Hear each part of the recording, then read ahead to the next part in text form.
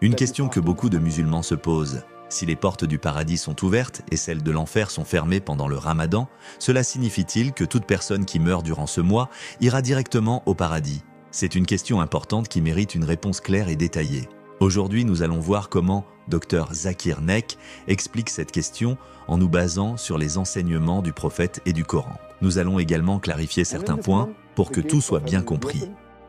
Bonjour Dr Zakir, la question d'aujourd'hui est la suivante. Le prophète paix et bénédiction a dit que pendant le mois de Ramadan, les portes du paradis s'ouvrent, celles de l'enfer se ferment et les diables sont enchaînés. Est-ce que cela signifie que toute personne qui meurt durant ce mois ira automatiquement au paradis? Même un non-musulman? C'est une question légitime, car ce hadith semble indiquer que l'accès au paradis devient plus facile pendant le Ramadan. Beaucoup de gens l'interprètent ainsi, mais est-ce vraiment le cas? Tout d'abord, analysons ce que signifie le fait que les portes du paradis sont ouvertes et celles de l'enfer sont fermées.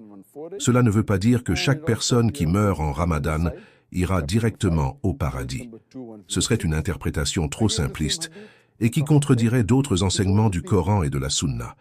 En réalité, quand le prophète dit que les portes du paradis sont ouvertes, cela signifie que ce mois est une opportunité immense pour obtenir la miséricorde d'Allah.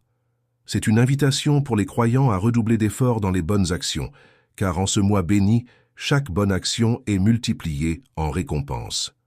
Exemple, si en dehors du Ramadan, un bon acte rapporte 10 fois sa valeur, alors pendant le Ramadan, cette récompense peut être multipliée bien au-delà, selon la sincérité et l'effort du croyant. D'un autre côté, lorsque le prophète dit que les portes de l'enfer sont fermées, cela signifie que l'influence du mal est réduite. Les diables sont enchaînés, ce qui veut dire que leur tentation et leur pouvoir d'égarer les gens sont affaiblis. Mais attention, cela ne signifie pas que le péché devient impossible. L'âme humaine a aussi ses propres désirs et faiblesses. Même si les diables sont moins influents, une personne peut encore choisir de désobéir à Allah à cause de ses mauvaises habitudes ou de son cœur qui n'est pas purifié. Pourquoi? Cela ne garantit pas le paradis à tous. Le Coran est clair sur un point. Seuls ceux qui ont la foi, iman et accomplissent des bonnes actions pourront entrer au paradis. Allah dit dans la sourate Al-Asr, « Par le temps, l'être humain est en perdition, sauf ceux qui croient, qui accomplissent des bonnes œuvres, qui s'exhortent mutuellement à la vérité et à la patience. » Cela signifie que la foi seule ne suffit pas. Il faut aussi des actions sincères, la recherche de la vérité et la patience dans l'adoration. Si une personne passe tout le Ramadan à manger, dormir et regarder des distractions, sans prier ni chercher à s'améliorer, alors elle n'a pas vraiment profité de cette porte ouverte vers la miséricorde d'Allah. Qu'à des non-musulmans, peuvent-ils entrer au paradis s'ils meurent en Ramadan? C'est une question que certains se posent. Si l'enfer est fermé, est-ce que cela signifie que même les non-musulmans qui meurent en Ramadan iront au paradis? La réponse est non.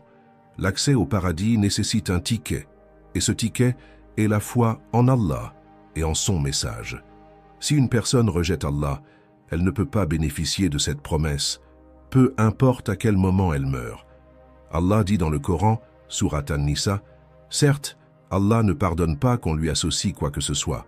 À part cela, il pardonne à qui il veut. » Cela signifie que même si une personne meurt pendant un mois aussi béni que le Ramadan, si elle n'a pas cru en Allah et n'a pas suivi son message, alors elle ne peut pas espérer entrer au paradis. Le mois de Ramadan est une opportunité, mais ce n'est pas une garantie automatique pour tout le monde. Seuls ceux qui croient sincèrement en Allah, accomplissent des bonnes actions et cherchent sa miséricorde pourront bénéficier de cette ouverture des portes du paradis. Nous avons vu que le Ramadan n'est pas une garantie automatique pour entrer au paradis, mais une opportunité immense pour s'en rapprocher. Maintenant, voyons comment ce mois béni facilite l'accès au paradis pour ceux qui l'observent correctement. L'une des plus grandes bénédictions du Ramadan est la multiplication des récompenses. Le prophète a dit, « Chaque bonne action est multipliée par 10 à 700 fois, et Allah augmente encore plus la récompense pour qui il veut. » Durant le Ramadan, cette multiplication est encore plus grande. Un simple acte de bienfaisance peut peser énormément sur la balance des bonnes actions. Une prière surérogatoire dans ce mois est considérée comme une prière obligatoire en dehors de ce mois. Un autre point fondamental est l'effacement des péchés. Le prophète a dit « Celui qui jeûne le mois de Ramadan avec foi et en espérant la récompense d'Allah, ses péchés passés lui seront pardonnés. » Cela signifie que si une personne jeûne sincèrement, tous ses péchés passés sont effacés. De plus, celui qui prie la nuit durant ce mois voit aussi ses péchés pardonnés. Le Ramadan est donc une occasion exceptionnelle pour purifier son âme et repartir à zéro. Une personne débarrassée de ses péchés a moins de barrières entre elle et le paradis. C'est pour cela qu'Allah ferme les portes de l'enfer pendant ce mois. Ceux qui l'observent sincèrement voient leurs fautes être pardonnées et leur chemin vers le paradis facilité. Il y a aussi une nuit spéciale dans le Ramadan, Laylatul Qadr. Allah dit dans le Coran « La nuit du destin est meilleure que 1000 mois ».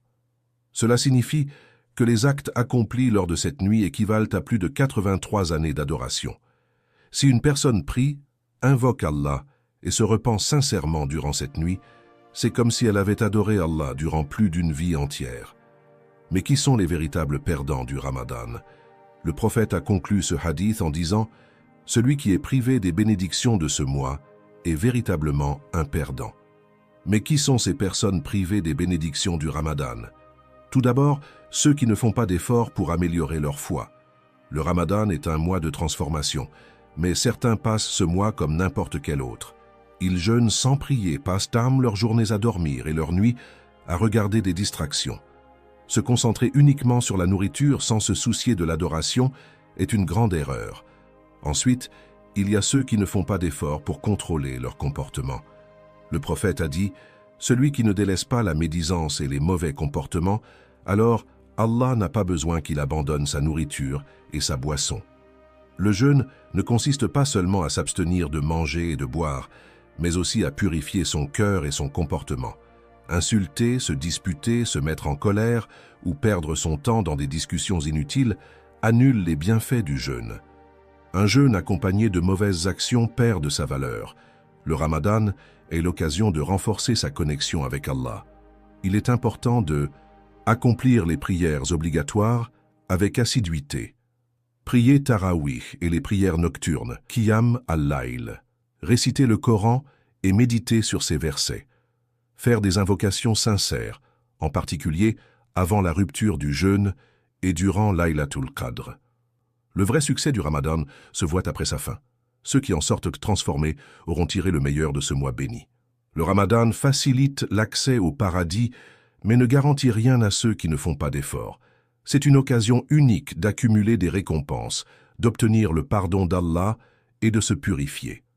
Le prophète a dit « Celui qui est privé des bénédictions de ce mois est véritablement un perdant. » Ne faisons pas partie de ceux qui gaspillent cette opportunité.